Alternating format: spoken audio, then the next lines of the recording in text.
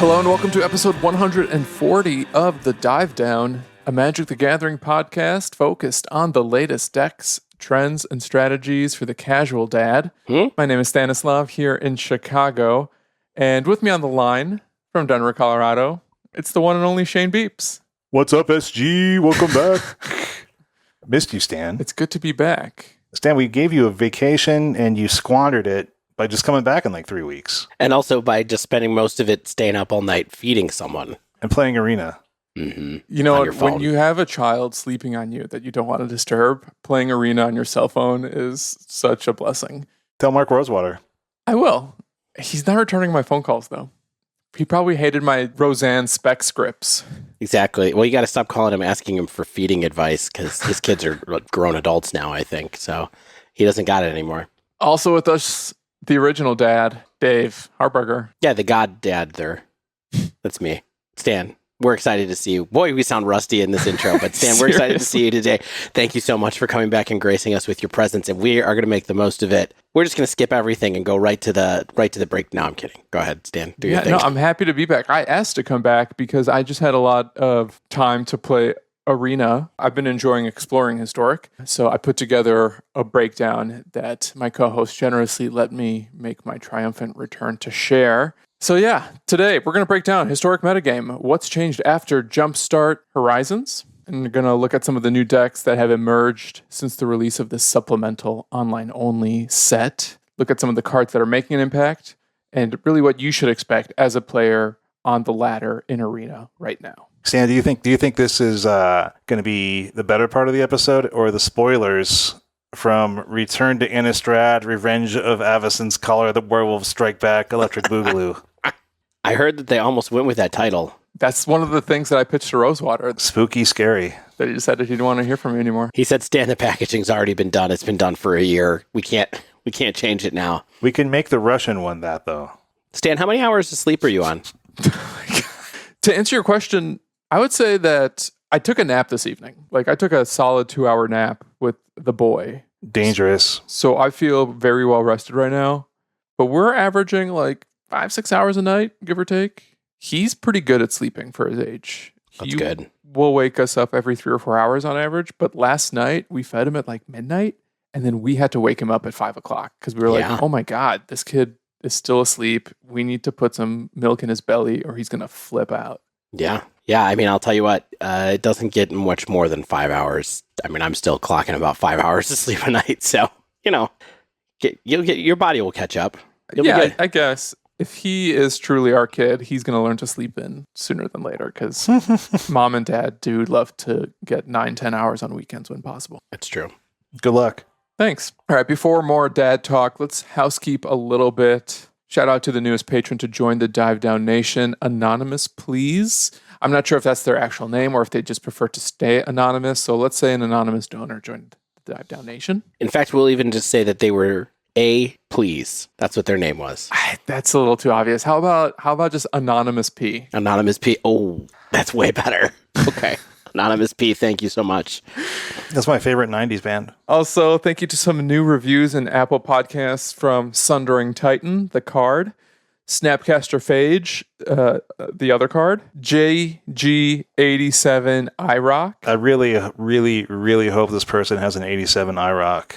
And Orb Walk. You know what's funny is that we got 2 of the 3 members of Len here. We got Anonymous P, who is the lead singer of Len, and JG87 IROC, who was the person who stood nearby and went, yeah. Wait, is Len the Steal My Sunshine band? Yes.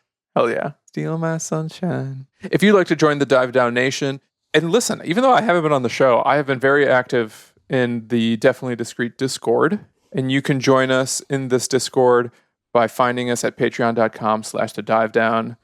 I've been sharing pictures of my kid. We've started a new a parent group, the Parenting Channel. Oh yeah, I forgot. I immediately muted and hid that one. It's been useful. Today we've just been complaining about how much daycare costs. So fun. Sometimes I post photos of dirty diapers and say, "Is this normal?" Hey, at least you had a place to go. I had a lot of questions when I was at your stage. I had nobody to ask. Join the Dive Down Nation. Patreon.com/thedivedown. Yeah, get chat about Magic, and also if you have any advice you need, we'll take a shot at it. Also, Mana Traders. That's a thing that we have used for a long time. You should use it as well. If you use sign-up code TheDiveDown2021, you get 15% off your first 2 months. We get a little bit of a kickback every month that you have that service. It's pretty sweet. It's a win-win situation. Mana Traders has been killing it for a long time for us and for all of its users. The monthly tournament that they have that's totally free to play in, totally free to win prizes with. You get more prizes if you are a Mana Trader subscriber, however. And this month, it is Pioneer. So if you've been waiting for a chance to test your mettle in the hopefully resurgent format of Pioneer, check that out. It's another good reason to sign up. And with that, I think we're going to move on to the breakdown where Stan has so graciously put together some thoughts about the new Historic format. And we've all hopped into Historic again a little bit in the last week. So why don't we talk a little bit about what we've all been playing before we get into it? So, Shane? Yeah, it's all Cool Decks Inc. because all the decks are very cool, especially my deck, which is I've been messing with this mono red madness like discard synergy deck, and it's when you add 5 cards to the format that are explicitly designed to enable and support your strategy, and you still have Faithless Looting, a red based discard deck might even be good. It might be okay, and that's pretty good. So I've been playing a lot of that. Is it basically like Basking Rootwalla, or Blazing Rootwalla, Blazing Rootwalla, and Hollow One, and that kind DRC and Unholy Heat and Fiery Temper is also added to the format. Seasoned Pyromancer is also added to the format. Den of the Bugbear is fairly new, and I like that quite a bit, especially in a world of control, which we will talk about. But yeah, we can talk more about this deck later perhaps, but I never thought I would exile so many Seasoned Pyromancers from my graveyard. Yeah. For what it's worth, I've also been playing a deck a lot like that the last 2 or 3 days. Mine isn't quite as hard. It doesn't have Blazing Rootwalla in it. It's not as hard on the discard theme. No Hollow Ones, no Phoenixes, but it is a kind of like red value aggro deck that I saw on Twitter. It's been fun to play for Ramanap Ruins. And that's all I'll say about that. Yeah, Ramanap is so good. And Stan, you've been playing a lot, though. Yeah, I've been sneaking them in. I've been testing new decks. I've been brewing a little bit to try to metagame against the field since we kind of have a pretty established format already. Oh, this guy brews. You got it, bro.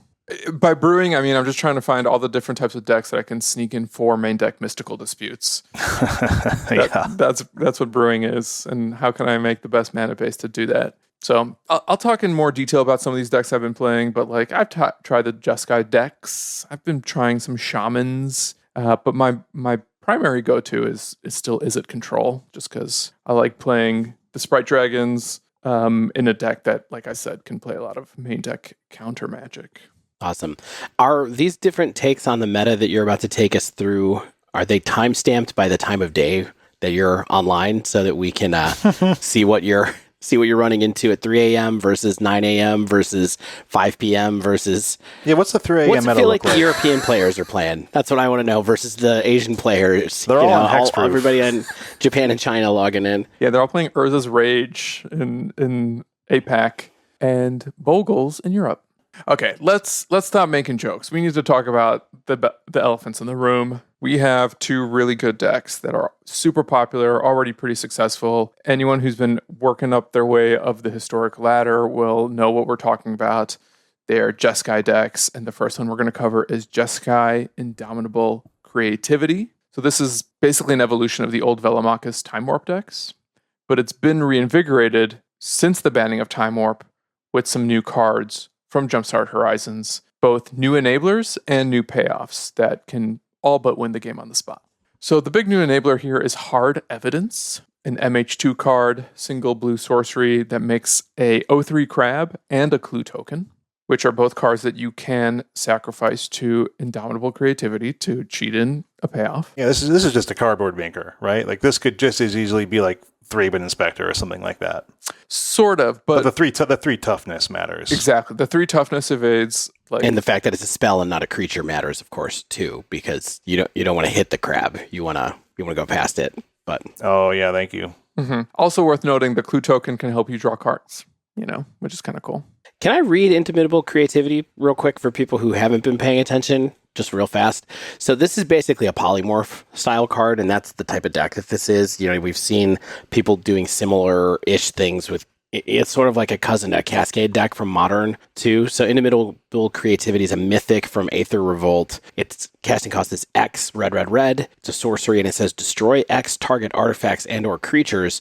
For each permanent destroyed this way, its controller reveals cards from the top of his or her library until an artifact or creature card is revealed and exiles that card. Those players put the exiled card onto the battlefield, then shuffle their libraries. So... sounds complicated, but what is it really? What's the net of what that's trying to do, Stan? What you're trying to do is cheat in a giant finisher that's hard to interact with. So the new card from Jumpstart Horizons that we got is Sarah's Emissary. You may be familiar with this from Modern Horizons 2, from some of the Reanimator decks. 4 white, white, white for a 7/7 flyer. When it comes down, you choose a creature type. Or as it comes down, you choose a card type, rather. And you and creatures have protection from the chosen card type. I can't believe this card is good. I gotta be fully honest. After playing Historic for the first time in a while, I was like, that card doesn't seem that hard to beat. It's really hard to beat. Yes. Yeah. Yes. Especially when you're playing a red deck and you have to have like 2 burn spells. Yeah. Yeah, it's like impossible there. It's especially impossible if your 2 burn spells are instants and the creativity player knows to name instants. Yeah, the creativity players that I kept playing over the last few days kept naming creature against me, because then I couldn't race them anymore. And then they're like, okay, draw some burn cards and kill me, and we'll see where it goes. Right. But pretty cool. So this deck is great for a couple of reasons. For one, it can play a very long, slow game with a pretty potent control strategy to back up this combo. So it's got a lot of the staples that you would find in classic Jeskai control. It's got Wraths. It's got Lightning Helix and other point removal spells. It's got counter spells. Essentially, it keeps the board clear or more or less under control until you can get Indomitable Creativity online. Then it also has enough ample flex spots for things like Shark Typhoons or Teferi Hero Dominaria to basically both give you an alternate win condition or just present some other thing to keep your opponents busy while you get your combo ready. Right. It has Narset quite often, too, that I saw. And actually, I saw Search for Iskanta a bunch of times in the ones that I saw, but I don't know if they all play it or not. But there's a whole bunch of those like wonderful blue control cards that are finding a home here. Right. And those see play frequently because they help you find your creativity. And then post-board, you can replace your emissaries for other more relevant payoffs within the matchup. So something that comes up a lot is Elesh Norn in creature matchups, or Nezahal Primal Tide against more controlling matchup. Mm-hmm. And then outside of control matchups, the payoffs don't necessarily win on the spot, and they can be, pretty hard to kill. But this game can also go long enough if you're playing this deck that you can just hard cast some of these creatures because of your control strategy. And then Sarah's Emissary is just, what you play on turn 7. Yeah, that happened to me more than I was expecting, because unless you can get the clock down against them, then it's really hard to race them at times. And for me, playing against this deck, and I played against this deck a lot already, even like in Bronze and Silver, because I've been out of the game since Modern Horizons 2, right? Like I've been playing Modern. So my rank has tanked the last 2 months. I'm down in Bronze. I'm almost to Gold again, which is where the game actually starts, kind of, really. And it feels like playing Splinter Twin. Like against Splinter Twin, because you have to hold up interaction, because they could at any time play a Dwarven Mine. It's Dwarven Mine, right? Yep. Yeah, they just play a Dwarven Mine. They already have 3 mountains. It brings in the 1/1 token. They have 4 mana up. They creativity it, and you're in a really tough spot. So like it gets that false tempo that Splinter Twin always had. Is that an effective access to try to like fight this? I mean, I know that you were playing a red deck and I was playing a red deck, and so it felt like that was what I was supposed to do. But on the other hand, it also was kind of like, then you lose. I mean, and then you just lose. Yeah, because you're not putting any clock down. Yeah, and the other thing is also it's not effective to hold up removal against hard evidence, because then they just sacrifice the token. And so when I was playing, or not the token, then they sacrifice the clue token is what I meant to say, the artifact that they have. And so because creativity has, so when I first played this a few times, I was like, I'm going to hold up my shocks and try to kill the dwarf that comes from Dwarven Mine. But eventually I actually sided out of that strategy in some ways, or just didn't even try to do that and just tried to hold up enough firepower to kill the emissary once it hit the board if they named creature. So it was like I would put down a bunch of pressure and then make them play emissary naming creature and then try to have enough firepower to get rid of the emissary and finish the game out, which was also not particularly successful, but seemed like the right way to go. Yeah, I think that there was a game that I specifically remember, like out of a match, and I think that would have been a winning line when I was too busy kind of like picking off little things and trying to just keep getting chip shots in. But if I had just sandbagged like 3 burn spells, like, a couple Fiery Tempers and an Unholy Heat and something like that, then that could have gotten the job done. And I think it probably would be the only way I could win that. I'll tell you another card that was surprisingly effective against this deck in a way, or just handy, is Soulscar Mage. Was actually sort of handy because it lets you make their clock smaller at the same time that you try to draw into extra burn as well. If they name creatures instead of instants. But that was just something that came up one time where I managed to squeak by because I turned their emissary into a 3/3 and then just kind of outrace them after that. Yeah, it's a good deck for sure. Stan, how much have you been playing against this deck, and how has it been with the decks that you tend to play? Because this is kind of like the top of the meta right now, so I think it's worth talking a little bit more. And we were playing aggro decks. I know you've been playing different types of things. Yeah. So what's interesting about this deck is, I want to say that it was pioneered by Zan Syed, to my knowledge. He identified it and introduced the power of hard evidence as this really excellent enabler for the strategy that was more or less dormant since the banning of Time Warp. And since then, it has really shot up. And it feels like at least 25% of your games you're going to be running up against it. I have piloted a bit, and I think there probably has been some user error on my part because I find it hard to figure out when and where, you want to play a control deck, or when and where you want to cash in your clue tokens to actually look for, creativities while sandbagging a Dwarven Mine. So there is a little bit of finesse to playing this and knowing exactly which lines you want to take against specific matchups. That said, the popularity of this deck, I think, is also what cleared the way for the next deck we're going to talk about in a minute, which is a control strategy. Because while this does play control, and it can memory lapse people's interaction when they try to combo off, when the creativity player tries to combo off, I think that's really challenging, and it forces you to kind of understand all the lines and all the scenarios and play like Aspiring Spike does, where you're imagining every single situation on every single turn. So I think for people who play a lot of Arena and have had a lot of experience with the Velomachus deck, this is a really seamless transition that can actually be pretty rewarding if you also know how to navigate more controlling play patterns. All right, so let's talk about that next deck that you're talking about, the Jeskai control deck that has also emerged.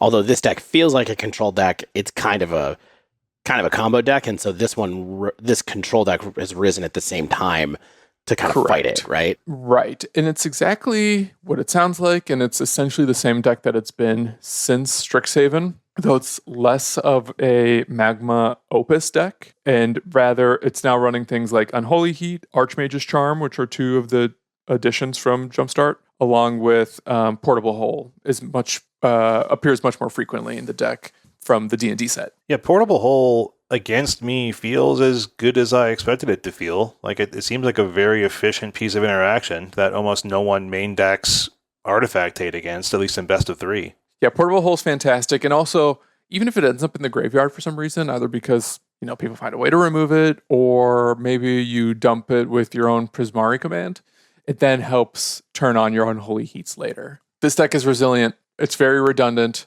and it's great at generating card advantage. It kind of just hits all the checks that you would want a powerful control deck to hit. Are we seeing between these two decks?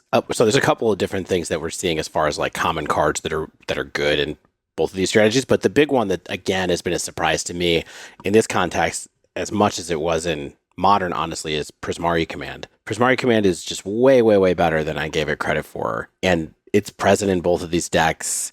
Being able to, is it charm / faithless looting or do damage or kill an artifact has all, I think, turned out to be just so much better than I thought. Yeah, the existence of Prismari Command in all these Jeskai decks makes it just feel like my deck, the Hollow One discard deck, cannot be tier 1 because the main deck ability to remove a smaller creature and remove a Hollow One is just so brutal with a kill an artifact clause. It stinks. It's good. The fact that it's also just 2 mana a lot of the times because it makes that treasure token just is so funny. It's almost like the shock on it is one of the worst modes of the card. Still comes in handy. I think part of the reason why Jeskai has also remained powerful is that cards like Memory Lapse and Expressive Iteration just have not been outclassed by anything. Memory Lapse is basically the best counterspell in the format still. Good early game, good late game. And then Expressive Iteration is just always like a 2 mana 2-for-1. Yeah. As long as you play it right, as long as you think it through, you always get the 2 mana draw spell, which is really, really, really good. I mean, when we had Everett on last week, Everett said that Expressive Iteration is the best draw card in Modern too. And I think that, almost by proxy, it has to be the best in Historic as well, especially with Brainstorm gone now. Sweet. Love to hear that. I think the addition of Unholy Heat to the suite of Lightning Helix plus Portable Hold now gives the Jeskai deck a lot of variety among its removal package to deal with would-be aggro decks. So, in the past, Gruul aggro used to be, and Phoenix for that matter, used to be okay strategies against control because they could sometimes outrace the control deck. And I think it's harder than ever to outrace this control deck just because it has so much cheap, efficient removal that can deal with so much of the creatures in the format. Yeah, they feel like they always have 2 Lightning Helixes. Oh my god! Every time I play them, it feels like they have 2. On turn 2. Like, they always have the Helix on turn 2. Yeah. The only way that one of the few times I've beaten this deck with mine is like I am killing my own stuff with my removal spells so that they cannot gain life. Like I did that more than once to win a match. That's a big brain play. I mean, it's partially getting, partially lucky, partially just like, yeah, I got to stop you from gaining life. Of course, there's plenty of room for flex spots too in these control decks. Like, you're running some kind of Wraths. Usually it's Wrath of God, but I'm seeing more of them main deck Anger of the Gods instead. We mentioned the Prismari commands to help either filter your hand or deal with some other problematic permanents. Search for Ascanta is a really great turn 2 play that then, once the game inevitably goes long, is helping you draw extra cards every turn. That plus Teferi will sometimes let you draw like 3 cards a turn. And then Narset too. Narset plus Commit to Memory, right? Is that what it's called? Commit to Memory. Wow, what a card. That's 2-card combo basically is just kind of backbreaking in and of itself. Oh yeah, I played that. I totally forgot about what happened with Narset on the board, and they were about to play that. And we both were hellbent, and I was like, okay, I guess we're gonna redraw. Oh, not me. I got 1 card. They got 7 cards. Yeah. Okay. Well, we've been focusing on these 2 decks, and we could for a long time, I think. But how are people trying to fight this? How are you thinking people are trying to fight this, Stan, right now in the format? So I think part of the unfortunate issue with the texture of the top of the format right now is that the best counterplay against them is other blue cards. Like Test of Talent and Mystical Dispute together, I think have proven themselves to be really strong counterplays against these control decks. Of course, many of these control decks are playing them too. But if you're in a deck that can play blue, you need to run probably main deck Mystical Disputes and then some number of sideboard Test of Talent. Test of Talent is a card that really has kind of impressed me of late, and it made me realize that we don't have any other cards like that in Magic, which is just 1 in a blue instant counter target instant or sorcery spell. Just that line of text does not really exist. There's like Miscast, there's Flusterstorm, and they all have like, counter one of these spells unless you pay X. Test of Talent is just like the best version of this effect we've ever had. And then it offers a surgical line on top of that. So it counters an instant or sorcery, and then you search opponent's graveyard, hand, and library and exile all copies of that. I mean, this is just negate, but functionally better, right?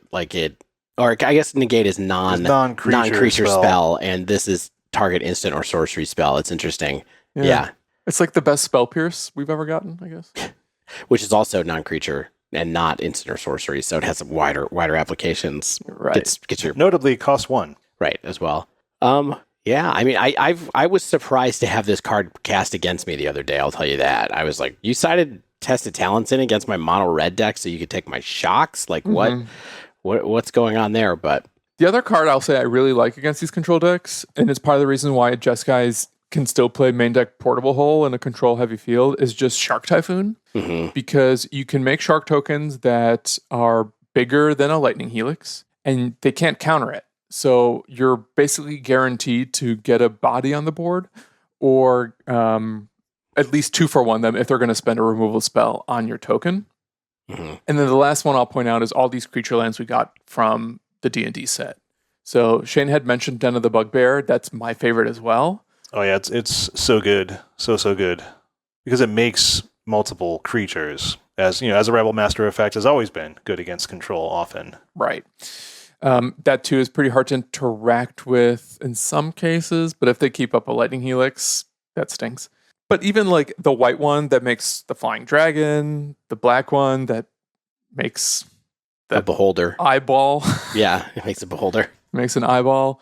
The green one that makes a Hydra. Like they all see some number of play, and I think pretty much every deck should run the one that they can. Even Crawling Barrens. Like I think every deck needs to run creature lands right now in Historic, just because of how much control is out there. And if you can make a creature land that can dodge removal, you're going to be in a pretty good position. And the fact that they come in untapped in the early game is huge. Right. Just the first 2 turns, but you can maybe construct your deck in a way that having an ETB tap land later isn't that big of a... Yeah. Okay. So that's kind of like the A plus decks, right? But what else is going on that's been new and interesting that you've been playing with or that you've seen?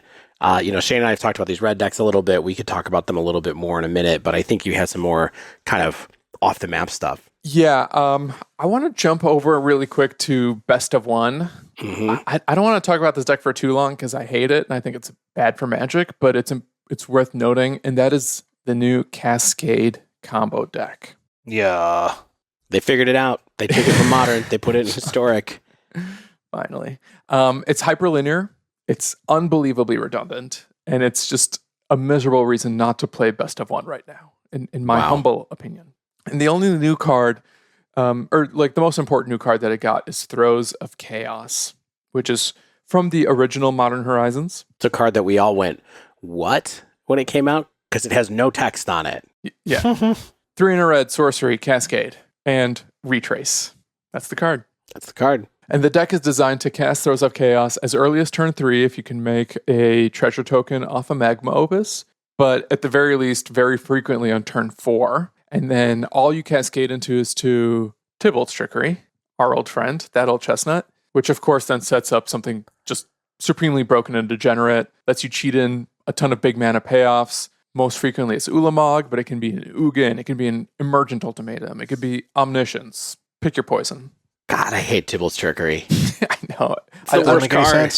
I don't think it's long for this world. I wouldn't be surprised if we even see it banned in Best of One, but maybe just likely banned / suspended in the entire Historic format. So brutal. I mean, we don't have the numbers. Like, they're pretty opaque with Historic, but I think the data would bear out that this is just the most played deck in Best of One. If you jump into the Best of One queues, you're going to run into it at least 50% of the time. And unless you yourself are packing a million counterspells and like main deck Test of Talents, it's just supremely hard to interact with it because of the retrace clause on Throes of Chaos. Yeah. It's just mind-numbing how they just printed this into the format. First time you chaos into Trickery, you're probably going to win on the spot, but sometimes Trickery can whiff, and then the next turn you just discard a land, cast Throes again, spin your wheels with Trickery again, and then by then you probably found a decent payoff. And even if you found that decent payoff the first time, you can just keep doing it. Don't settle on just a single Ulamog. Get a Sarah's Emissary as well. Yeah. Take a shot on 2 Ulamogs. Yeah. Why not? Nobody's going to stop you once you get that. All right. So we're protesting Best of One because of Tybalt's Trickery. Thanks, Tybalt. You know, I got Tybalt alted the other day. Speaking of Tybalt and the Planeswalker Tybalt, that was an eye-opening experience. I didn't realize that they got to cast all of the cards that Tybalt exiles from everybody's graveyard. That was fun. They suddenly had like a 30-card hand. Anyway. Magic. What a sport. What an esport. What a game. All right, I want to talk about a couple of decks that I think are really fun and cool that the format has added, and I want to keep an eye on them moving forward, especially if we see some corrections in the weeks or months ahead. And the first one is a deck I've put a fair amount of time in and actually was able to climb a couple ranks with, and it's Gruul Shamans. This is just secretly Gruul aggro, isn't it? But more of a combo deck than ever before. It's very snowbally. It is aggressive. And it's made possible entirely from new additions from Jumpstart Horizons. It's pretty vulnerable to control, but like any good combo aggro deck, it can generate these super explosive and very unexpected finishing lines that just win on the spot when you least expect it. Mm-hmm. So the new cards I got is, the big one is Harmonic Prodigy. Wow, a card that I was like, this card will never see play. Guess what? If you print it in a different format, then maybe it will. Yeah. So this is a 2-mana 1/3 with prowess that reads an ability of a shaman or another wizard triggers an additional time anytime it triggers. So this notably is a wizard. The other really important card we got is Rage Forger. Mm. So this is a 3-mana elemental shaman. When it comes into play, put a 1/1 counter on each other shaman you control. And then whenever a creature you control with a 1/1 counter on it attacks, you may have that creature deal 1 damage to target player. Stan, this just sounds like a very expensive Scorch Spitter. It sort of is, except imagine if all of your creatures were Scorch Spitters that also kept getting bigger and bigger and just didn't lose to a chump block. Stan, don't make me daydream. That's during the episode. That sounds like exactly what you want, Shane. This deck rules. I'm serious. The other additions that made this deck emerge is Goblin Anachromancer, which is the 2-mana card that makes your red and green spells cost a colorless cheaper. Mm-hmm. And then I've also been running Faceless Agent, which is one of these new digital-only cards. It's a 3 generic mana shapeshifter, and when it enters the battlefield, you, search another card that has the creature type you have most. It's Seek. That's the keyword. It's Seek. So it just finds whatever creature type you have most of. In this case, you have a ton of shamans. You play a Faceless Agent, you get another shaman into your hand. That's a rough one. So why this deck is good is that it can go super wide very, very quickly. And like I said, it just wins kind of out of nowhere sometimes when you have a Prodigy and a Rage Forger and a board full of bodies around. So what's happening here is Prodigy, it doubles all of your shaman triggers, which pairs nicely with all the things you put into your deck to actually give yourself a plan. So outside of the cards I mentioned, you're also running things like Elvish Visionary, which is a shaman. So Visionary 2 plus, cards. Yeah, Visionary plus Prodigy is 2 cards. Faceless Agent draws you 2 cards. Burning Tree Emissary, that's a shaman. Those 2 cards produce 4 mana. And then with Rage Forger, you get extra tokens, extra 1/1 counters, and you get extra damage triggers every time your board swings. Geez, I kind of just want to play this card in Modern. This deck in Modern and see what happens. You could probably power it up a little bit more. I know, with Lightning Bolt.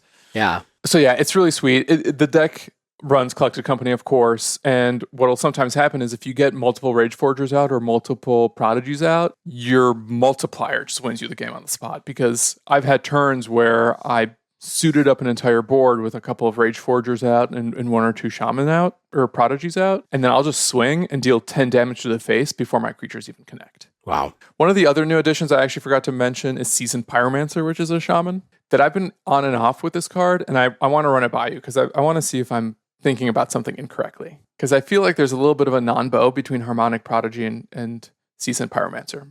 And here's why.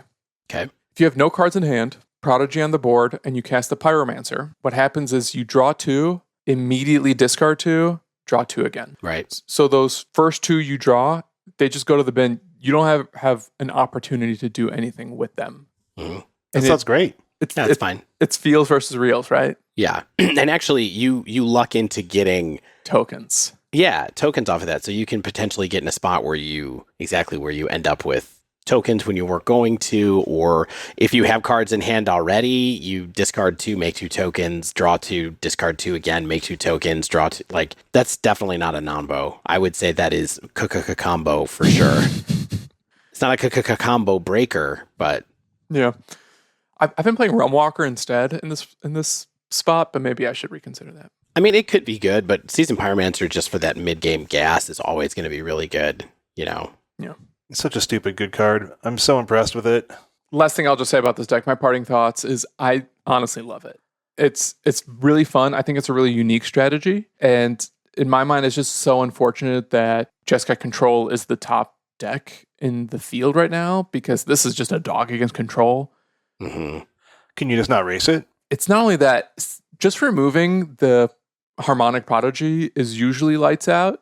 But in my opinion, it has a really hard time recovering from rats, especially a deck that's full of rats and spot removal. So if they remove your first creature, you can try to claw your way back, but then they have 12 removal spells plus a couple wraths, and it's just you're never going to get past that wall. So unlike the kind of the classic Gruul aggro, where all the individual pieces have a lot of inherent strength, there's a lot of haste in the deck, and kind of every creature can be a bolt or something like that, this is far more synergistic, it seems. Yes. Or it's like goblins, where each individual piece needs to do its thing. Mm-hmm. True. Got it. Yeah, but the synergy has such a high ceiling is kind of the reason you go for it. Sure. All right, I have one more combo deck I want to mention, another creature-based combo deck. And it's Scurry Oak combo, which is a new take on Heliod in Historic. Now we have big creatures, or big board, and infinite life in our Eternal Arena format. Come on. I'm serious. So the new cards we have here are Scurry Oak, which is a 3-mana 1/2 tree folk with Evolve. But the real important line of text is when one or more +1/+1 counters are put onto Scurry Oak, you may create a 1/1 green squirrel creature token. Okay. New additions as well that made this deck possible are Esper Sentinel and Ranger Captain of Eos. But the way the combo works is if you have a Heliod, a Scurry Oak, and a Soul Warden on the board, or a functional replacement for Soul Warden, which we have several of. You start with Heliod and Soul Warden on the board. You cast your Scurry Oak. You gain a life. Triggers Heliod. You put a counter on your Scurry Oak. You make another squirrel. Mm-hmm. Rinse and repeat. You end up making a ton of tokens. A really big tree folk. Gain infinite life.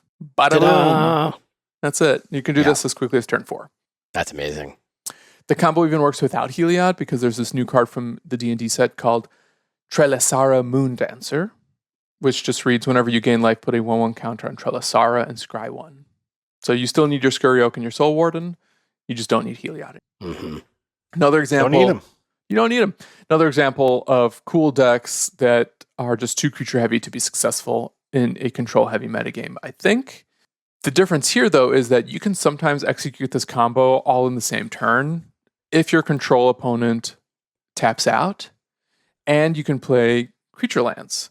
So in theory, what you can do is save up for a really big turn, wait for control to tap out, make infinite life, and then just stall out until you can play the Cave of the Frost Dragon or the Hydra land and try to win that way. Control does have an out to infinite life with Teferi, but this is I think a plan that you can try to execute too. It takes them a while though. With Teferi, so. Stan, I feel like I've also seen and heard about some other new aggressive decks, like Merfolk is a thing people are liking. What we got? We got 3 cards. We got Master of the Pearl Trident. We got that Svelin of Sea and Sky from MH2. We got Shoreline Scout, which that's that completely digital only card, right? That's not anywhere else. That's the one that gives you a tropical island if you want. As seen on Magic Arena. People seem to like it. I think when you're low to the ground, and this is one of the decks I bet can get under the more controlling decks where they need to get into that Wrath, or else they're probably going to lose. It also has Collected Company, which is also helpful for refilling after some removal or something like that. So, and Svelin, that does a really good job of protecting creatures as well, correct? Not against rats as much, but it's good against the point removal because it gives all of your creatures ward. Oh, right. That's what Ward's it does. good. Yeah. And she's indestructible. And then she generates cards too. Every time she attacks, she draws a card. Yeah, I mean, that's a great way to stabilize and sort of refill and things like that. So why not?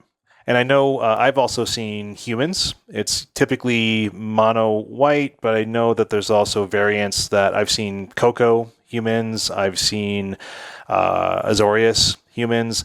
I think these decks are really good. They're really good. They're super low to the ground. They refill their hand really quickly. They grow really quickly. Thalia's Lieutenant is about as good as I think we thought it was, and I've only seen it a few times in action, and it's doing good work. Thalia, Guardian of Thraben, 1/2 combo. It's taxing the opponent. Then you just quickly can curve into like Elite Spellbinder that takes the important spell, gets rid of that Wrath or something like that. Ranger Captain is getting important spells, like it can get a Giant Killer to do some removal from the chop down part of it. Just having redundant Esper Sentinels is always great. Esper Sentinel grows really quickly in this deck because of Luminarch Aspirant, because of Thalia's Lieutenant, and that is, you have to remember how that works. Like, it's not just a single X. I played against it and I was like, why didn't I have a chance to pay for the tax? Oh, because it's already 2 power and I don't have 2 mana. I think these decks are quite good statistically. They are good on Untapped. Every deck is good on Untapped right now. Just I think because Untapped players are likely more spikes and they're doing really well. But right now, Mono White is the most winningest deck on Untapped in best of 3. Mono White Humans, you mean? Yeah, Mono White Humans, yes. For what range? This is like the whole range between Bronze and Mythic. If I apply a filter, Gold to Mythic, it's still there. Let's go Platinum to Mythic. It's still there. And what's the date range? This is just the most recent stuff, like August 26th till now or something like that. So it's not a huge sample size, but it's definitely winning. I think it's a good I think it's a good platform to work from. If I had enough rares, I would be working with it. But I'm always doing mono red. That's what I've been doing too. And like we said, it seems okay. Mono red. It has some problems. I like mine. I like my build a lot. I mean, I like playing Dragon's Rage Channeler. That's cool. Yeah. I like having access. That's my question. Right. So how effective have you found Channeler in Historic? Because I don't know that it's fine. I don't think it's as good as it is in Modern. Definitely not as good, but it's still really good to be able to just peel through your deck if you want to. I mean, what's good is Faithless Looting. Surprisingly, Faithless Looting feels like still as insanely busted as it always has been. It is a broken card. It is incredible. It is incredible the stuff you can do with Faithless Looting in this deck.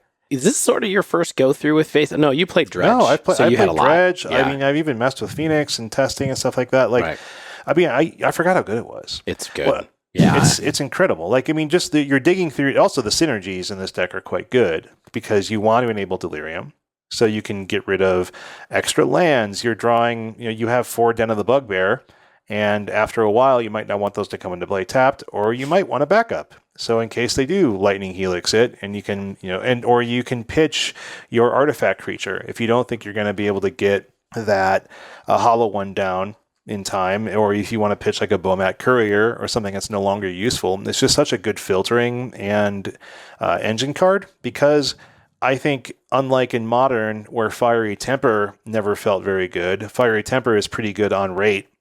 I think for picking off opposing creatures, for just going to the dome, for that Madness 1 mana spell. Seasoned Pyromancer is excellent in this deck.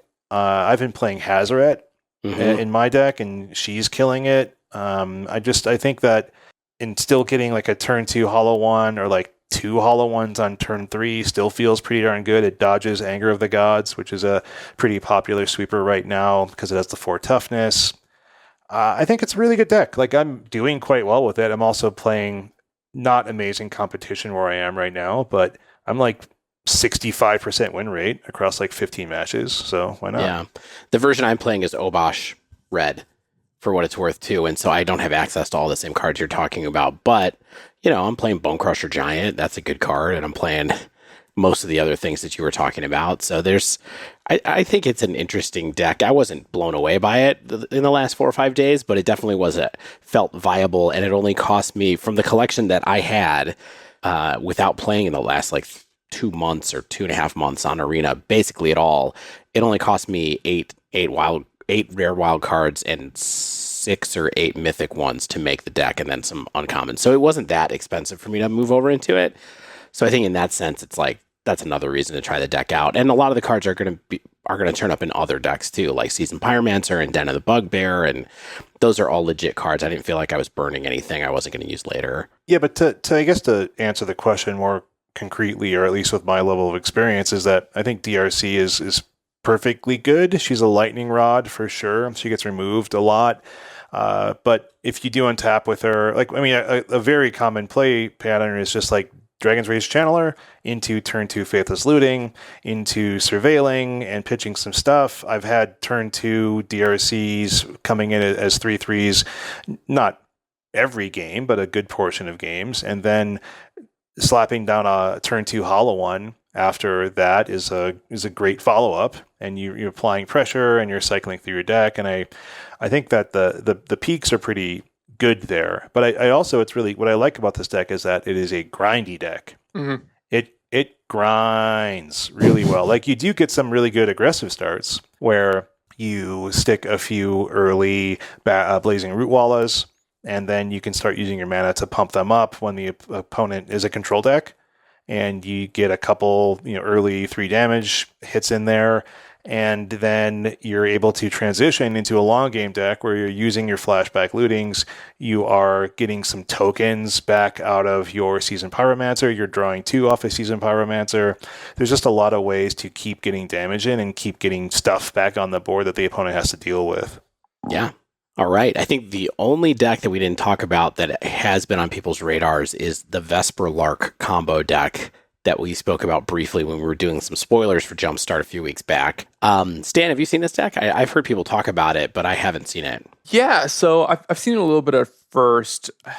After GH2 hit Arena, there was a lot of experimentation, and I really liked playing just Jumpstart Horizon 2 as a little limited format. I know people think it's pretty bad, but it was a fun way to spend 20,000 gold in a matter of days. Sure. But in any case, Vesperlark combo, this is also a creature-based combo deck, but this can win on the spot, unlike the Heliod deck or some of those other combo decks I mentioned. And the big additions here are Vesperlark and Davriel's Withering.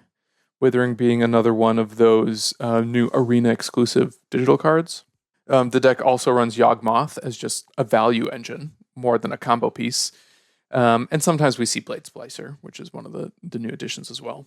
And the way the combo works is Davriel's Withering gives a creature -1/-2 perpetually, which means that it's shrunk in every single zone of the game. It doesn't get its original printed stats back when it goes into the graveyard. It's always going to be -1/-2. So what you do is you cast Davriel's Withering on your own Vesperlark, making your Vesperlark a 1/0, dies on the spot, and it triggers. And now because it has power 1, you can target itself. Right. So it can go from the graveyard to the battlefield infinite times. And if you have, something like a Blood Artist or a Bastion of Remembrance on the board, you just combo out your player right there, or your opponent right there, with infinite death triggers. Infinite death. God, for them. I can't wait. Yeah. Sounds relaxing. That's the Vesperlark combo. Does it seem good deck. when you played it? Does it seem like it works enough, or does it seem like it's sort of like spotty?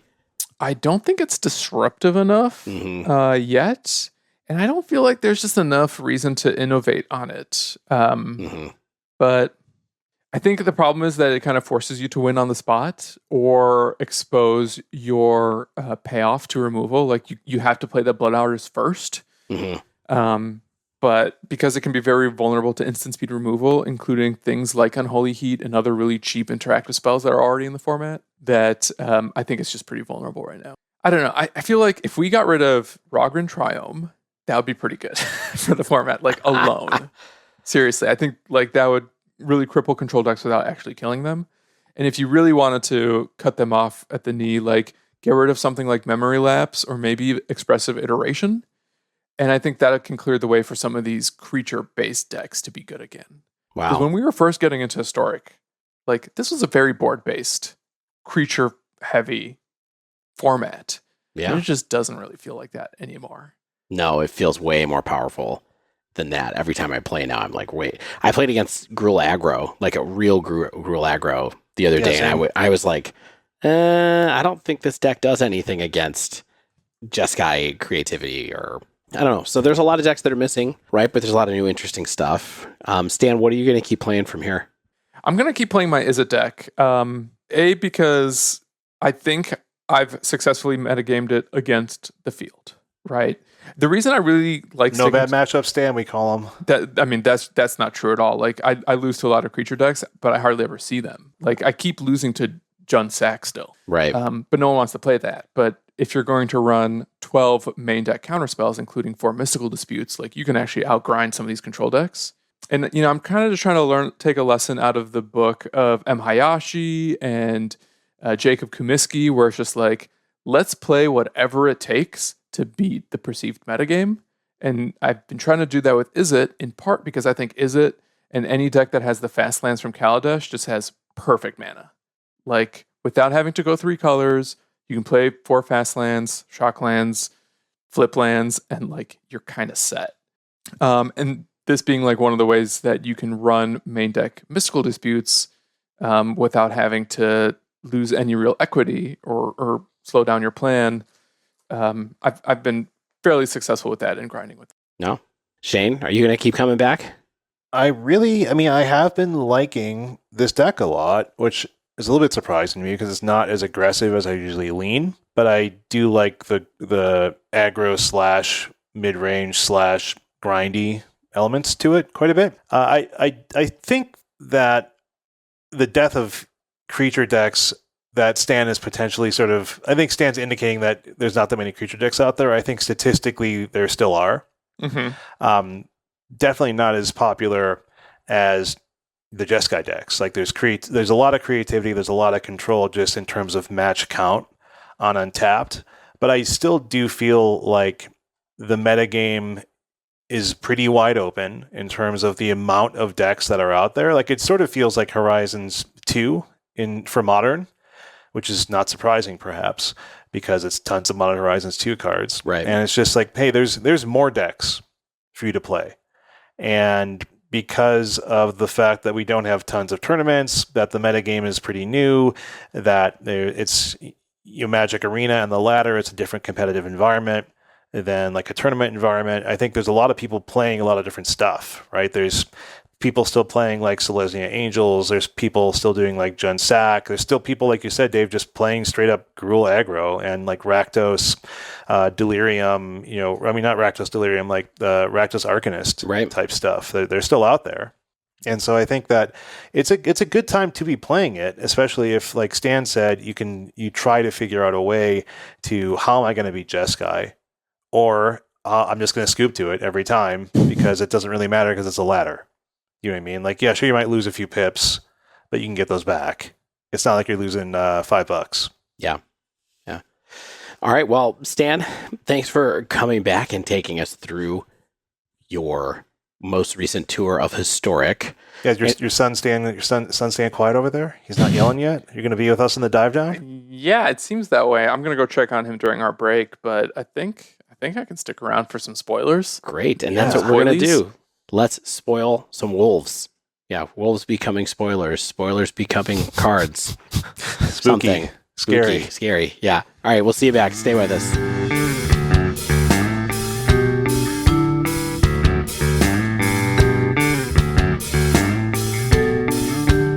So we're back to Innistrad, Shane. We're back? We're back, and we're back to Innistrad. Backstreet's back. Innistrad's back all right? Yeah. And it's the Midnight Hunt. Yeah. I mean, I like what they're doing here. I mean, like we went from like gothic horror of Innistrad, we went to the eldritch body horror of Shadows over Innistrad, and now we're like in this folk horror type mode. Sure. And you know me, I'm a huge folk horror guy, Dave. Yeah. I'm moderately. It's all that contemporary, like Midsommar, the Witch, Children of the Corn, which is not contemporary. Is that what this is? Yeah, it's all like folk horror inspired. Interesting. Okay. Which is cool. Like, but even if you don't care about the thematic elements, I think Innistrad Midnight Hunt, it opened the doors on that preview stream, like a few weeks ago already, with some pretty cool cards. I think for Historic, Pioneer, and Modern. And what's weird about this one is that this comes out September 17th, which is the actual name of the set is Innistrad Midnight Hunt. I think, Dave, you mentioned that. That's September 17th. We're getting the follow-up set, also set in Innistrad, Crimson Vow, just 2 months later in November. This is the new release schedule. This is the new normal. The winter set used to be early January, but it's moved up 6 weeks ish. I don't know. Maybe they just want to get out ahead of like the holiday spending. Whoa. I don't know. I didn't realize this at all. So there's no longer a January set. Now they're going to do September, November, and April. September, November is so close together. Like, what are they going to push up? They might push up April. Like, I don't really know what they're trying to do with that. Well, personally, this bums me out because a set used to come out on my birthday weekend every year. Sorry, Dave. Maybe something still will, but it'll be like a supplemental set. Yeah, Maybe. That's what they're doing. They're clearing the decks for supplemental product for sure. Yeah, I mean, if you bring stuff closer together, then there's more opportunities for people to save money and say, oh, well, that was 2 months ago. Mm-hmm. I've got cash. All right, so what we're going to do is we usually do on the new set, spoiler eps, we have some new mechanics. The mechanics of Innistrad Midnight Hunt are pretty complicated, and I don't want to take too much time because we had a pretty good long breakdown, so I'll try to get through these quickly. And I think typically these are more standard and limited oriented than will have a big impact on Modern, which is another good reason to not dwell on them too long. Right. But Daybound and Nightbound is the newest and I think the newest. It's the most interesting concept perhaps out of the set because it brings like this new edge to transforming cards, which are a staple of Innistrad. And it is day and night is now a designation of the game itself. It can be daytime, where things are pretty normal. It could be nighttime where things get buck. The game does not begin at either state. It's just, I don't know, like brunch or something like that, right? The in-between times. And the most common way a game is going to shift states from into day or night is when a permanent ETBs that has the daybound keyword, which is there's a lot more of those than nightbound. But once daybound or nightbound happens, the game state is day or night until something changes it. If it's night, then a card enters on its nightbound side. If it's day, it enters on the daybound side. The game can shift from day to night in a couple ways. One is like the classic Innistrad way is like if you cast no spells, it becomes night next turn. If a player casts at least 2 spells, it becomes day next turn. And on their own turn. That's kind of important, I suppose. Other cards may have effects that make it become day or make it become night. That can happen kind of at any point during a turn. Right. And so, after all that happens, when it becomes day, those nightbound cards transform back to the daybound face and vice versa. What's interesting here is there are no other ways these cards can be flipped. So like this bound concept is pretty serious. Mm-hmm. And also, importantly, it's sort of like they're trying to avoid issues with like the MDFCs where they sort of can be cast and brought into the battlefield on the flip side. But these don't have casting costs. Right. So they just basically can't be brought in on the transform side unless like it's night and they're nightbound, et cetera, et cetera. So an example of a card that features both day and night, daybound and nightbound, I think this would be challenging to be in any of our formats, but it's going to be popular with werewolf EDH people, and that's Arlen the Pack's Hope. 2 red and a green. She's a planeswalker. She has daybound on the first side. Her +1 lets you cast creatures as though they had flash, and each creature you control ETBs with an additional 1/1 counter on it. The -3 makes 2 green wolf tokens. She has 4 starting loyalty. However, her nightbound side, she flips, Flipwalker. Arlen, the Moon's Fury, she has 4 loyalty as well.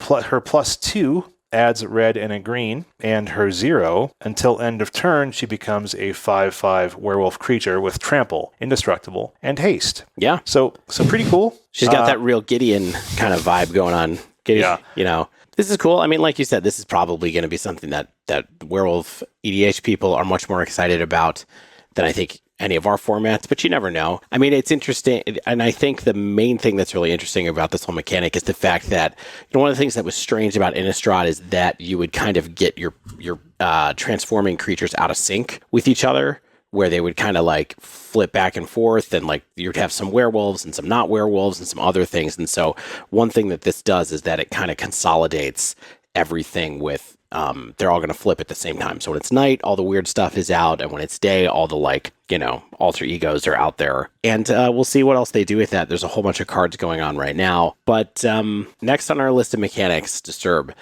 So what this does is it's another way to transform a card, to transform the backside. So it's like they're all creatures, and you will have a creature that is on the front side, and it will have Disturb, and it will have almost like a flashback cost that lets you play it from your graveyard transformed. And so what it is like a creature that's basically transformed by death in some way, right? Essentially. So Bait Hook Angler is the example one that we saw. It's 1 and a blue creature, human peasant. It has Disturbed, 1 and a blue, and it's a 2/1. And then the flip side of it is called Hook Haunt Drifter, and that's a spirit, and it's flying, and it's a 1/2, and it says if it would be put into a graveyard from anywhere, exile it instead. So all these creatures end up being exiled instead, I believe, which is important because you don't have any weird loops or being able to replay them over and over again or something like that. But I think this mechanic seems like it could be interesting. We'll see. We haven't seen any notable cards quite yet.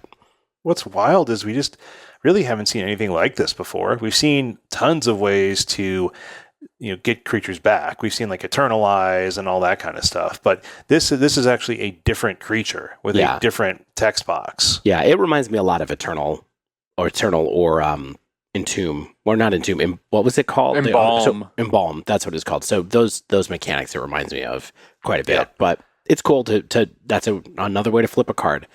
Just a flashback creature, more or less, but then the creature can be weirded out. Yeah.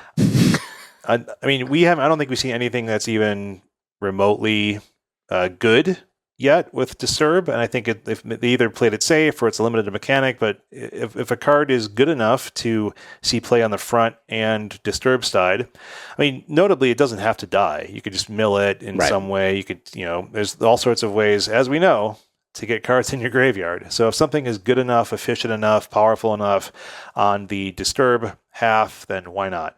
Yeah. Another debatable in terms of useful for our formats is Coven. Excuse me. I think it's Coven. Why would they pronounce it like oven? That doesn't make any sense. Are you kidding me or not? I can't tell. You have no idea what I'm talking about. Do you know what I'm talking about, Stan? I don't, actually. You guys never seen American Movie?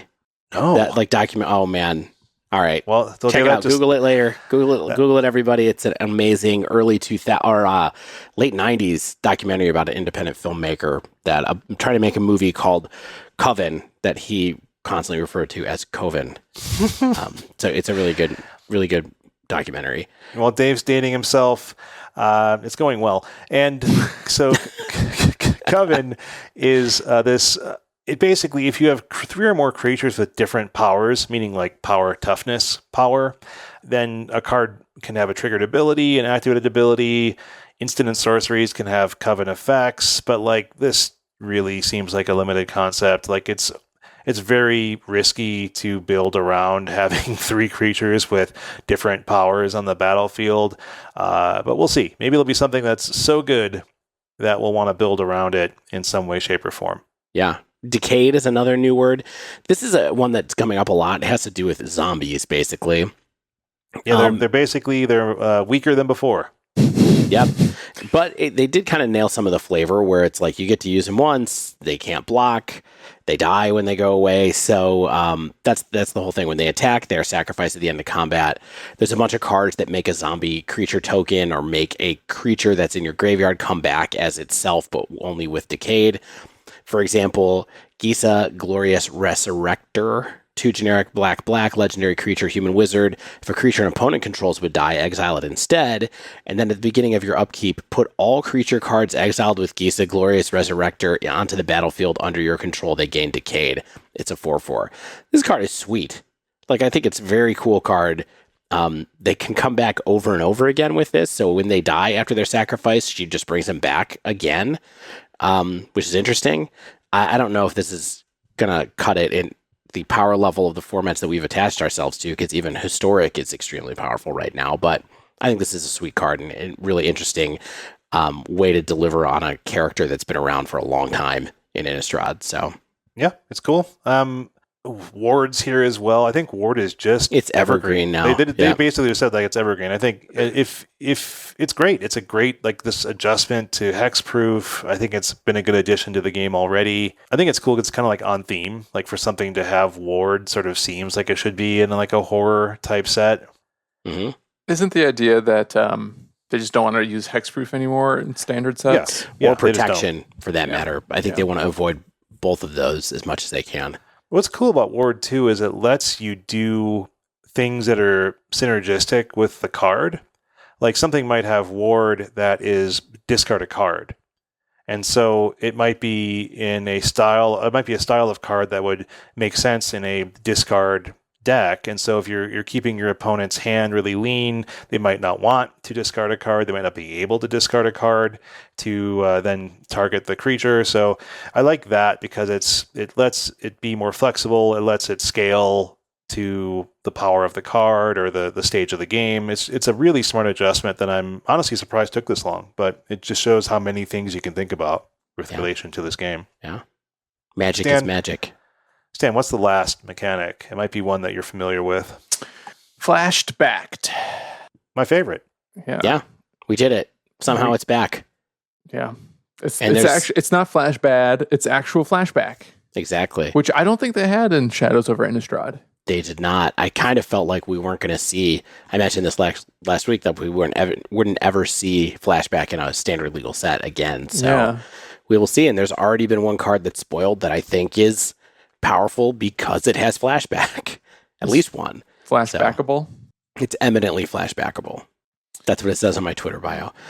All right, so let's get into some cards. Who wants to talk about actual good cards? Stan, I know you didn't put a ton into this.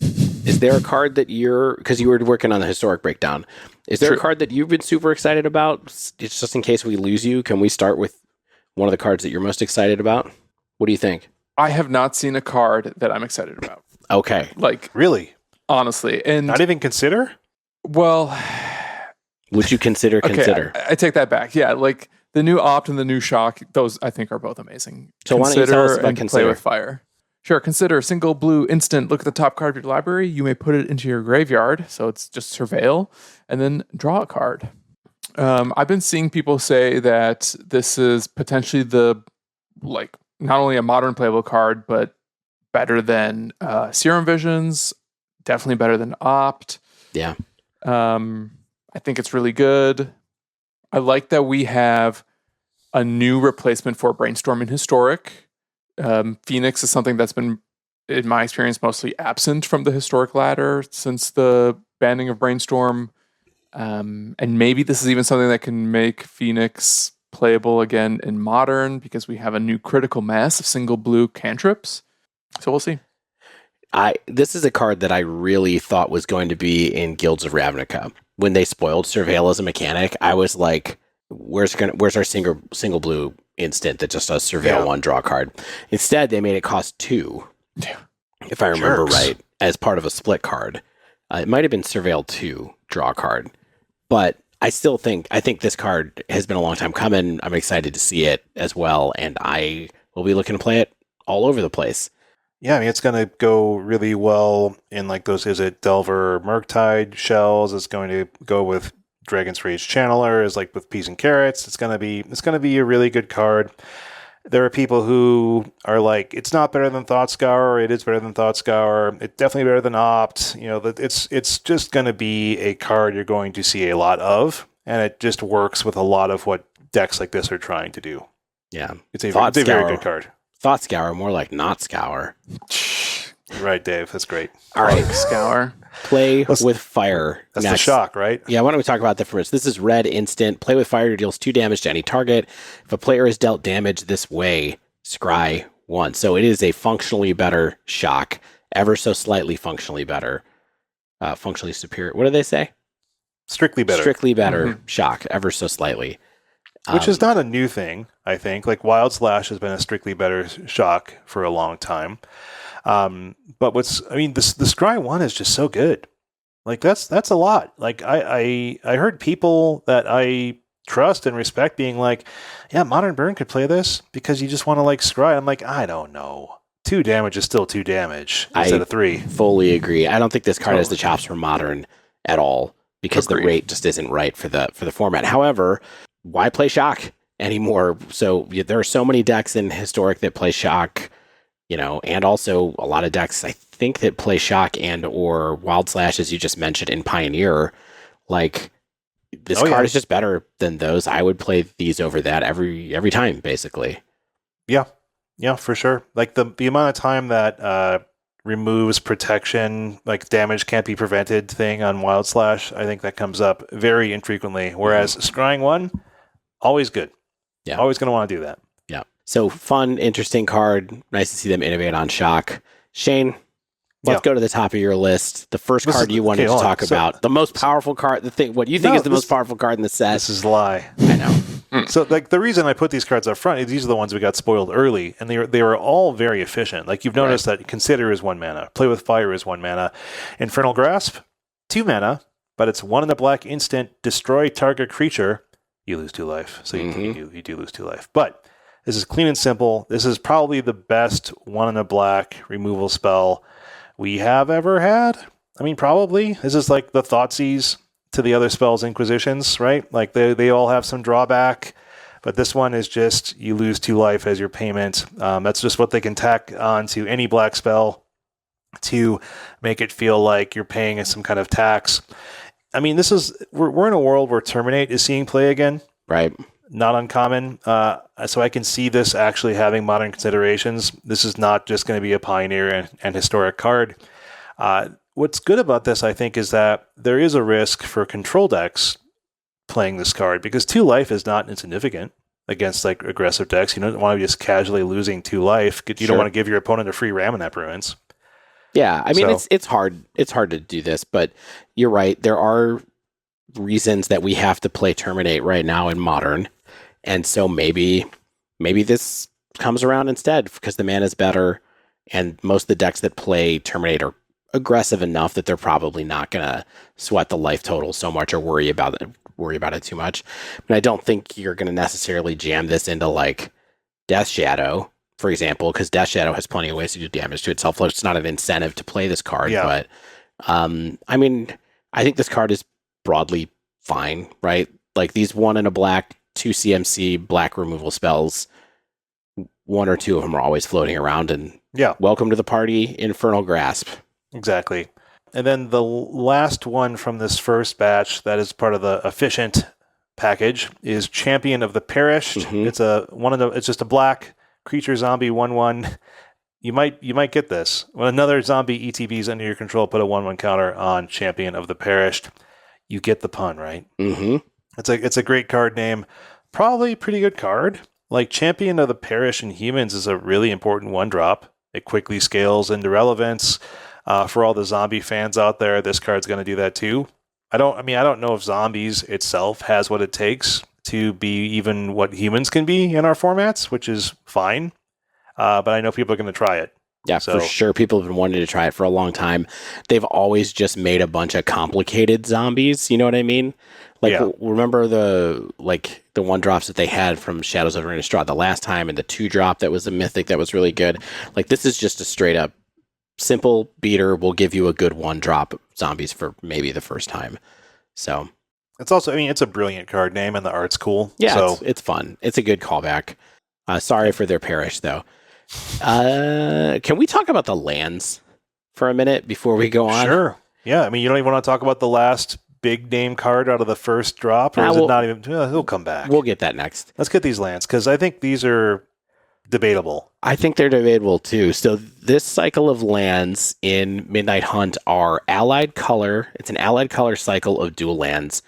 And what they do is they come into play tapped or tapped if you have less than 2 or less card or lands in play, right? No, if you control 2 or more, they come in tapped. They come in untapped. So, okay. Yeah, so basically, they have to be your third land. They have to be your third land or more to come in untapped, yes. Yeah, let's just cut to the chase. Yes, I was doing that off the dome. I didn't read the actual rules text. But yes, it's a cycle of dual lands that come into play untapped if they are your third or later land.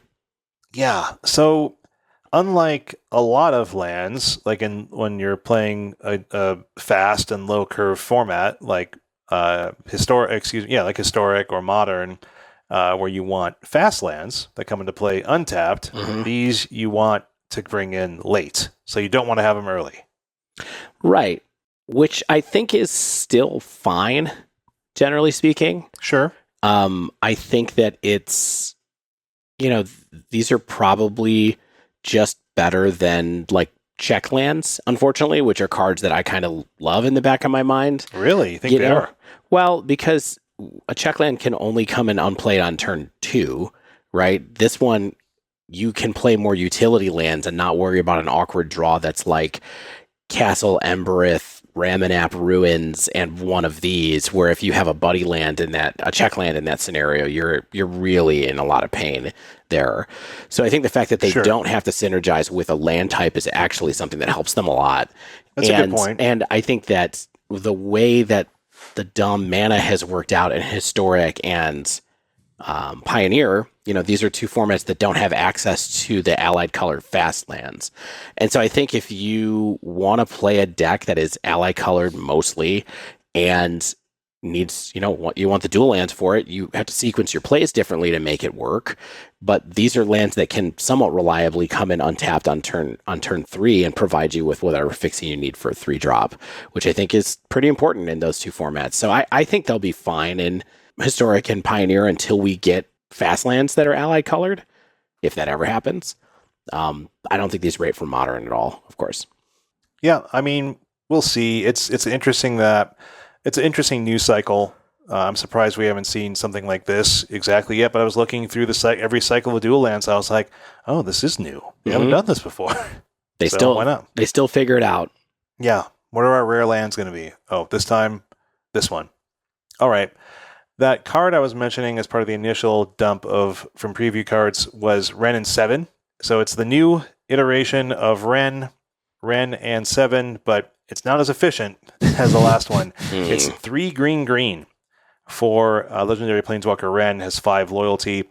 The +1, reveal the top 4 cards of your library, put all land cards revealed this way into your hand, the rest into your graveyard. The 0 is put any number of land cards from your hand onto the battlefield tapped. The -3 is create a green Treefolk creature token with reach, and this creature's power and toughness are each equal to the number of lands you control. The -8 returns all permanent cards from your graveyard to your hand. You get an emblem with you have no maximum hand size. What's that? Is that a spell, Dave? Like, these are spells, right? Not always. I don't recognize what one this is. Okay. But yeah, so interesting Planeswalker. Yeah, the loyalty's 5. Yeah. And I just want to say really quickly, I don't think this card's going to be $120 like Wrenn 6 is. But no, probably not. But I mean, this isn't Wrenn 6 in Modern, and it's probably not even a Modern card for existing decks that I can think of. But Wrenn 7 has the loyalty and efficiency of abilities that does some impressive things. Like, it synergizes really well in itself. Like, it is an army type card in a can. It's filtering through your deck. The temptation, I think, is to be like, I'm going to make a lot of lands really fast. But bear in mind that you have to, the 1 and the 0 are on different turns.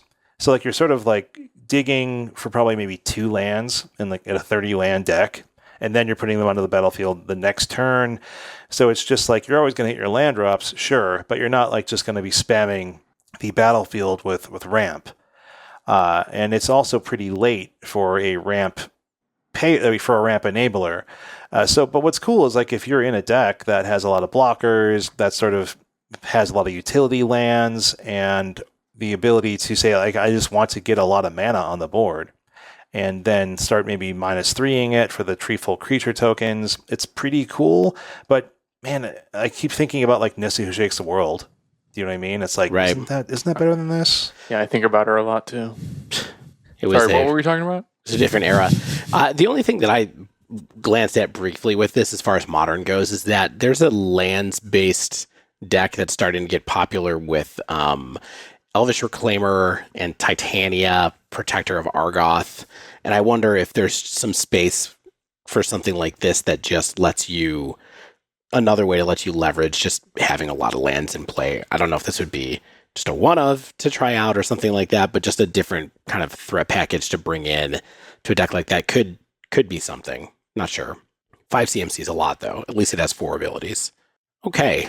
Yeah, we got through the early stuff. We got through some of the cool, efficient spells that are likely going to see some play in our formats. We got through the lands, and then I think stuff gets a little bit more tame. But I think there's a few important cards. There's some cool stuff here for sure. What are some of your favorites, Dave? Well, I guess the first card I wanted to talk about is one that a lot of people are talking about, and it's called Poppet Stitcher. No. Yes. Really? I mean, just as far as hype goes, I'd like to talk about it. So, Poppet Stitcher, 2 generic and a blue for a human wizard. Whenever you cast an instant or sorcery spell, create a 2/2 black zombie creature token with Decayed. At the beginning of your upkeep, if you control 3 or more creature tokens, you may transform Poppet Stitcher. It's a 2/3. And then on the back, it says Poppet Factory Artifact. Creature tokens you control lose all abilities and have base power and toughness 3/3 at the beginning of your upkeep. You may transform Poppet Factory. Shane, not even interested in this as a Monastery Mentor clone in a different color? Oh my god, no. I mean, because the Monastery Mentor tokens are like sort of better on their own. Well, you can flip this over. You can make an army with this and then transform it into, and all of the tokens lose Decayed. Yeah. And then they don't die, and they're just 3/3s after that. And this thing doesn't die to creature removal once you flip it over. Sure. Right? So, I mean, I don't know for sure, but I think it's an interesting card, definitely, that has a lot of different angles of play.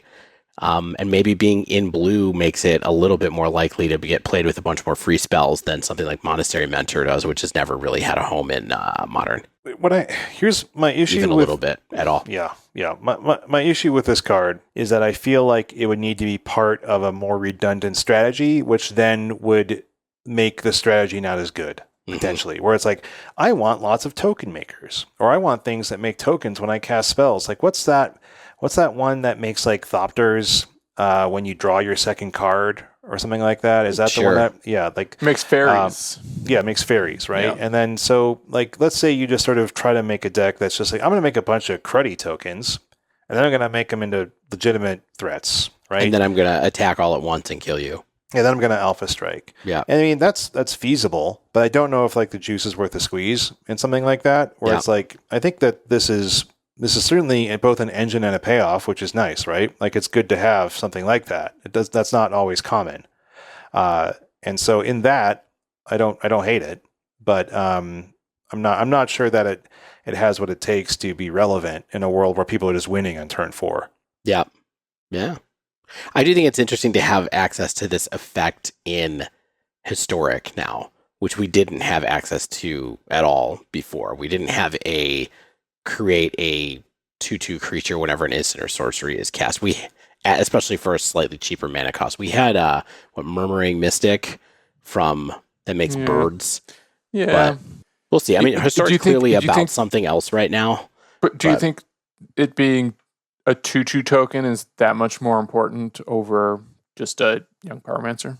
That's always the essential question, right? And maybe it just goes in a deck with Young Pyromancer, and you're just making a bunch of tokens and then turning them into 3/3s, because that is another payoff, like Shane was talking about, where you make a bunch of elementals and zombies, and then you flip Poppet Factory over and attack with a bunch of 3/3s instead.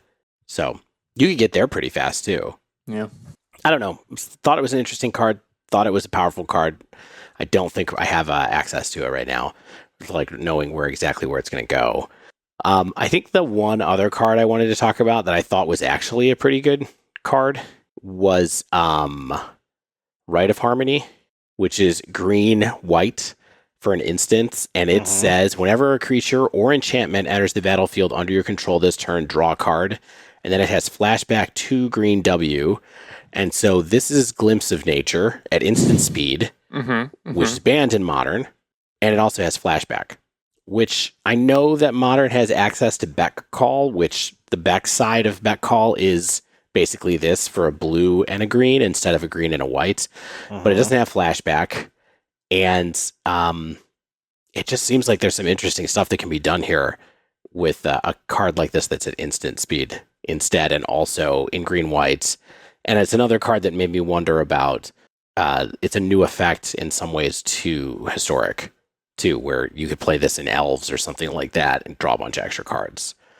So I think this card is kind of getting slept on a little bit, but... Yeah, I'm trying to think about what Glimpse of Nature does in Legacy Elves. That's a sorcery, right? I'm pretty sure. I've been, it's been banned in Modern the whole time, so I haven't paid a huge amount of. Yeah, it's really great with something like the token makers in Elves. Like the fact that this is a green-white card, which is token making colors, I think is really important. Yeah, it is. It's a sorcery for 1 green. Yeah, and this only covers creatures. Not like you're going to cast a ton of enchantments, but I mean, this is another piece of tech for the Enchantress style decks in Modern. Like they need more ways to draw cards. I don't know.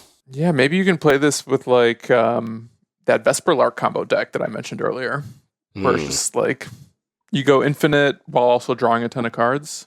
Yeah. Yeah, there's probably ways to break it and also ways to just play it for value, like you said, with token makers or things like that. But I think this card is really good. I just always have a hard time imagining, like I've never played a card where it's like, okay, you're going to spend a decent amount of mana that still requires you to have more mana after the fact to like really take advantage of it. And I'm so used to those sort of being effects like the one you just mentioned, like Poppet Stitcher, right? Where it's like, I'm going to pay 3 mana, and then if I untap with this, then cool stuff happens. Or if I have extra mana and cast some spells with it, then cool stuff happens. With this, it's like, I have to do this all at the same time. And so it's like, I want to sandbag spells and I want to sandbag mana, and what am I doing in the meantime? Right. And so I'm sure that there are people who figure this out, but it's not me.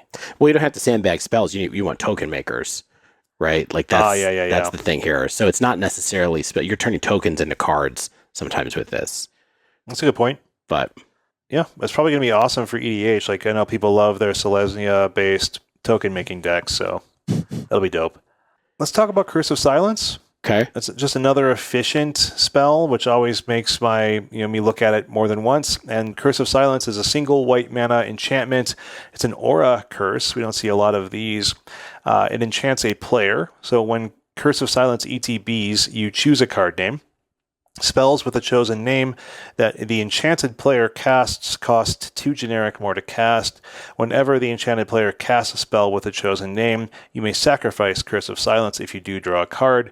So what is this doing? It's a taxing effect that slows your opponent down for a single spell, and then even if they do cast that spell at some point, you replace it, and it costs a single white mana. Seems pretty useful. You can definitely slow down those opposing combo decks. It's not a huge tempo loss for you. Like you can slip this in. You can do this on turn 2. You can do this on turn 3 while you're still doing other stuff. What's also interesting here is like combo decks that run white could use this to name hate or like counter magic they expect to see, right? Mm-hmm. So like, I think that's kind of interesting where it's like, oh, like I could just use this and name Force of Negation or something like that. And you no longer get your free force to protect yourself against my combo. I think there's utility here on both sides. I think this card is good. And I think that it's interesting that if they ever pay the 2, you get to draw the card, which is nice to be able to kind of go on and do that. Yeah, or you don't even have to. You can just leave it on the board. You get the choice where it's like, I'm gonna keep taxing your mana and making it hard for you to do, like, pay for your rhinos or something like that. Like, I'm gonna keep your mana at bay. Right. So you can't be using Brazen Bower or like stomping or something like that. There's this card that's been spoiled that looks horrible to me, and I would love just a second opinion. So let's talk about it then. I'd love a sanity check, because it almost feels like I'm overlooking something, and that's Croaking Counterpart. You guys know what I'm talking about? Yeah. Well, yeah, I mean, you know what it is. I don't think you're overlooking anything. It is terrible. 1 green blue, create a token that's a copy of target non-frog creature, except it's a 1/1 green frog, and then it has flashback for 5. Yeah. Yeah. This is a rare. Yeah. Yeah. It keeps the text. So you could just have your own Sarah's Emissary. A 1/1 Sarah's Emissary that has protection from creatures. Everything. Right. Yeah, anything. Whatever. Yeah. So it can fly. It's got protection.